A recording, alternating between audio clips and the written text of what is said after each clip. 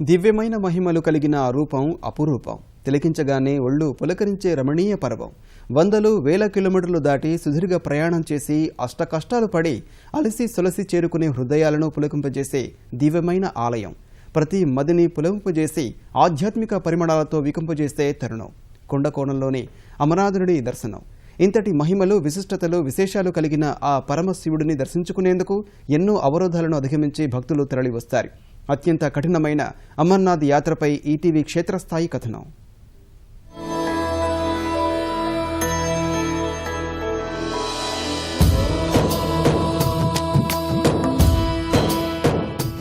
ఎటు చూసినా మంచుదుప్పటి కప్పిన పర్వత శిఖరాలు, గలగలా పారే సెలయేళ్లు, మనసుకు ఆహ్లాదాన్ని కలిగించే పచ్చిక బయళ్లు. ఇవి సుప్రసిద్ధ అమర్నాథ్ యాత్రలో ఆవిష్కృతమయ్యే అపురూప దృశ్యాలు. మన దేశం నుంచే గాక ఇరుగు పొరుగు దేశాల నుంచి ఈ యాత్రకు ఏటా భక్తులు తరలి వస్తుంటారు. ప్రపంచ ప్రఖ్యాత శైవక్షేత్రంగా గుర్తింపు పొందిన ఈ గుహలో శివలింగ దర్శన భాగ్యం దక్కేది కొద్ది రోజులు మాత్రమే. కేవలం వర్షాకాలంలో నిర్ణీత సమయంలోనే కనిపించే మంచులింగ దర్శనం కోసం కొండ కోనల్లో దాదాపు 18 కిలోమీటర్ల యాత్ర కొనసాగించాలి.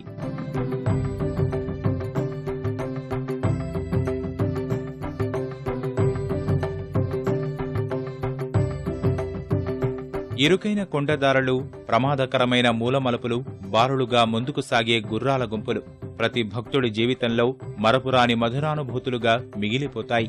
ఎముకలు కొరికే చలి, దట్టమైన మంచు యాత్రికులకు ప్రతికూలంగా మారి అవరోధాలు కల్పిస్తాయి, భక్తిభావాన్ని పరీక్షిస్తాయి. నడిచే ఓపిక లేనివారు, మహిళలు, వృద్ధులను మోసుకెళ్లేందుకు ప్రత్యేకంగా సేవకులుంటారు. మరికొందరు గుర్రాలపై గమ్యస్థానానికి చేరతారు. అడుగు అడుగున శివనామస్మరణతో మదినిండా భక్తిభావంతో సాగే యాత్రికులు చివరకు మంచులింగ దర్శనంతో మధురానుభూతి పొందుతారు.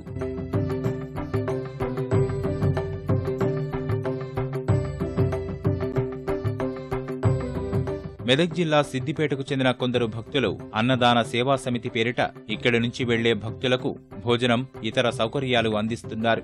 2011 నుంచి ఈ కార్యక్రమాన్ని నిర్విఘ్నంగా కొనసాగిస్తున్నారు. అన్ని రాష్ట్రాలకు లంగర్లు ఉన్నప్పటికీ తెలుగు రాష్ట్రాలకు లేవంటున్న వారు ఎందరికి విన్నవించినా ఫలితం లేదని వాపోతున్నారు.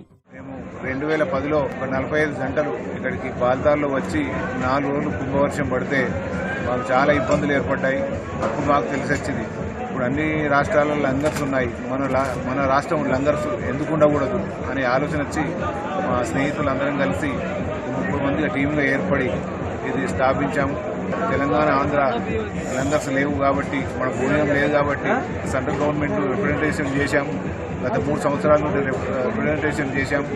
ఎలాంటి స్పందన లేదు. సౌత్ ఇండియా నుంచి కనీసం ఒక్క లంగర్ని అలాట్ చేయాల్సిందిగా కోరుతున్నాం.